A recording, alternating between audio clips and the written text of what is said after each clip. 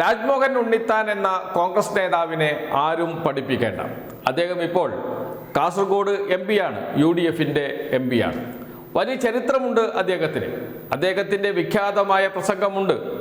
തിരുവനന്തപുരത്ത് KPCC ആസ്ഥാനത്ത് അന്ന് KPCC പ്രസിഡന്റായിരുന്ന K മുരളീധരന് എതിരെ നടത്തിയ പ്രസംഗം, തുറക്കൂ സീസറെ എന്ന് പറഞ്ഞുകൊണ്ടുള്ള പ്രസംഗം. അതിനുശേഷമാണ് രാജ്മോഹൻ ഉണ്ണിത്താൻ്റെ മുണ്ടുരിയുന്നത്. കാറിൽ വന്ന രാജ്മോഹൻ ഉണ്ണിത്താനെ ആക്രമിച്ചത് K മുരളീധരൻ്റെ അനുയായികളാണ്. വെറുതെ ആക്രമിക്കുകയല്ല, മുണ്ടുരിഞ്ഞ് ആ നാണം കെടുത്തുക, ആൾക്കാർ മുന്നിൽ നാണം കെടുത്തുക.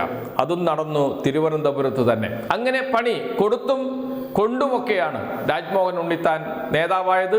KPCC ജനറൽ സെക്രട്ടറി വരെയായി, KPCCയുടെ വക്താവായി, അതിനുശേഷം കാസർഗോഡ് MP-യായി, ഇപ്പോഴും കാസർഗോഡ് MP-യായി തുടരുന്നു. കാസർഗോഡ് കഴിഞ്ഞ ദിവസം രമേശ് ചെന്നിത്തല വന്നിരുന്നു.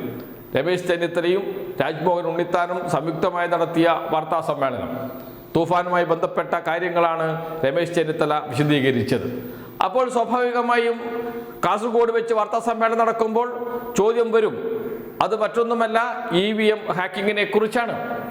EVM ഹാക്കിങ്ങിനെ കുറിച്ച് വലിയ വെളിപ്പെടുത്തൽ നടത്തി LDF സ്ഥാനാർത്ഥിയായിരുന്ന ഷാനവാസ് പാദൂർ. ആർക്കെതിരെയാണ്? കോൺഗ്രസ് നേതാവിനെതിരെ. കോൺഗ്രസ് നേതാവായ BM ജമാൽ ഷാനവാസ് പാദൂർ എന്ന LDF സ്ഥാനാർത്ഥിയോട് പറഞ്ഞത്, പണം തന്നാൽ EVM ഹാക്കിംഗ് നടത്തി ഷാനവാസ് പാദൂരിനെ LDF സ്ഥാനാർത്ഥിയെ വിജയിപ്പിക്കാമെന്ന്. കാസർഗോഡ് ജില്ലയിലെ 2 മണ്ഡലത്തിൽ ഞങ്ങളിത് ചെയ്യുന്നുണ്ട്. തിരുവനന്തപുരത്ത് ചെയ്യുന്നുണ്ട്, കോഴിക്കോട് ജില്ലയിലെ ബേപ്പൂർ മണ്ഡലത്തിൽ ചെയ്യുന്നുണ്ട്. പറഞ്ഞത് മറ്റാരുമല്ല, കോൺഗ്രസ് നേതാവായ BM ജമാലാണ് പറഞ്ഞത് LDF സ്ഥാനാർത്ഥിയോട്. LDF സ്ഥാനാർത്ഥി ഷാനവാസ് പാദൂർ പരസ്യമായി ഇക്കാര്യം വെളിപ്പെടുത്തുകയും രാഷ്ട്രീയ ചർച്ചകൾ നടന്നുകൊണ്ടിരിക്കുകയുമാണ്. ഇതേക്കുറിച്ച് അന്വേഷിക്കണമെന്ന് ആവശ്യപ്പെട്ടിരുന്നു രാജ്മോഹൻ ഉണ്ണിത്താൻ MP. എന്നാൽ അന്വേഷിക്കാൻ ആരും തയ്യാറായില്ല, കോൺഗ്രസ് നേതാക്കൾക്ക് തയ്യാറായില്ല. വാർത്താ സമ്മേളനത്തിൽ ഇക്കാര്യം രമേശ് ചെന്നിത്തലയോട് ചോദിച്ചപ്പോൾ രമേശ് ചെന്നിത്തല പറഞ്ഞു, ഇത്തരമൊരു പരാതി ഞങ്ങൾക്ക് ലഭിച്ചിട്ടില്ല, പരാതി കിട്ടാതെ എങ്ങനെ അന്വേഷിക്കാൻ എന്ന്. അപ്പോഴാണ് നാടകീയ രംഗം അരങ്ങേറിയത്. കാണാം ആ ദൃശ്യങ്ങൾ.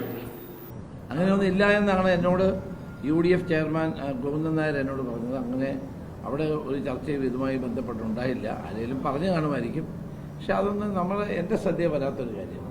പരാതി കൊണ്ടുവന്നിട്ടുണ്ട്. നിങ്ങളുടെ എല്ലാം മുമ്പിൽ വെച്ച് MP ഹോം മിനിസ്റ്റർക്ക് പരാതി കൈമാറുകയാണ്. അടിസ്ഥാനരഹിതമായ ഒരു ആരോപണമാണെങ്കിൽ ആരോപണം മാധ്യമങ്ങൾ കൊടുത്തവരെ പിടിക്കണം. ഇത് ശരിയാണെങ്കിൽ ജനാധിപത്യം അട്ടിമറിക്കാനുള്ള ശ്രമമാണ്. അതുകൊണ്ട് ഗൗരവമായി ഈ വിഷയം അന്വേഷിക്കണമെന്ന് ഞാൻ ഹോം മിനിസ്റ്റർക്ക് പരാതി കൊടുക്കും. ഇതാണ് പണി കൊടുക്കുക എന്നൊക്കെ പറയുന്നത്, അതല്ലെങ്കിൽ പാര വയ്ക്കുക എന്നൊക്കെ പറയുന്നത്. പാര വെച്ചത് രമേശ് ചെന്നിത്തലയ്ക്ക് ശരിക്ക് കൊള്ളുക തന്നെ ചെയ്തു. അദ്ദേഹത്തിൻ്റെ ശരീരഭാഷയിൽ, മുഖത്ത് അത് പ്രകടവുമായിരുന്നു. പണി കൊടുത്തത് ആരാണ്? രാജ്മോഹൻ ഉണ്ണിത്താൻ കയ്യോടെ പരാതി കൊടുക്കുകയാണ് ചെയ്യുന്നത്. അപ്പോൾ വാർത്താ സമ്മേളനത്തിൽ ഇത്തരമൊരു ചോദ്യം വരുമെന്നും, വരുമ്പോൾ പരാതി വാർത്താ സമ്മേളനത്തിൽ തന്നെ കൊടുക്കണം. കാരണം വാർത്താ സമ്മേളനത്തിൽ പത്രക്കാരുണ്ടാവും, ദൃശ്യമാധ്യമ പ്രവർത്തകരുണ്ടാവും, ക്യാമറയുണ്ടാകും. അപ്പോൾ വലിയ വാർത്തയായി വരും. നേരത്തെ പരാതി കൊടുത്താൽ മതി. രമേശ് ചെന്നിത്തലയും രാജ്മോഹൻ ഉണ്ണിത്താനും നേരത്തെ ഒന്നിച്ചുണ്ടായിരുന്നു. ആ സമയത്ത് പരാതി കൈമാറിയാൽ മതി. അങ്ങനെ കൈമാറിയാൽ പോരാ, അത് ആരും അറിയില്ലല്ലോ. പരാതി കൈമാറുന്നത് ആളുകൾ കാണണം. അതാണ് രാജ്മോഹൻ ഉണ്ണിത്താൻ എന്ന കോൺഗ്രസ് നേതാവ് നന്നായി അറിയാം എവിടെയാണ് കളിക്കേണ്ടത് എന്ന്, എവിടെയാണ് കൊട്ടേണ്ടത് എന്ന്. അവിടെ തന്നെ കൊട്ടി. ആ കൊട്ട് കൊണ്ടത് രമേശ് ചെന്നിത്തലയുടെ തലയ്ക്കാണ് എന്ന് മാത്രം. ഇനി അന്വേഷിക്കാതിരിക്കാൻ കഴിയില്ല. MP-യാണ് പരാതി കൊടുക്കുന്നത്, പരസ്യമായിട്ടാണ് പരാതി കൊടുക്കുന്നത്.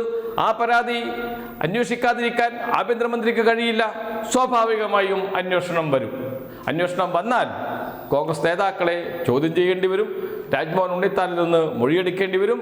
കോൺഗ്രസിനകത്ത്, പ്രത്യേകിച്ച് കാസർഗോഡ് കോൺഗ്രസിനകത്ത്, UDFിനകത്ത് അത് വലിയ ചർച്ചയാകും, ചേരിതിരിവാകും.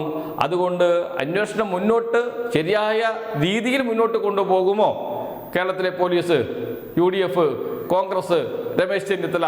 ഇതൊക്കെയാണ് ഇനി അറിയാനുള്ളത്. പക്ഷേ ഒരു കടുത്ത പണിയായിപ്പോയി രമേശ് ചെന്നിത്തലയ്ക്ക് രാജ്മോഹൻ ഉണ്ണിത്താൻ കൊടുത്തത്.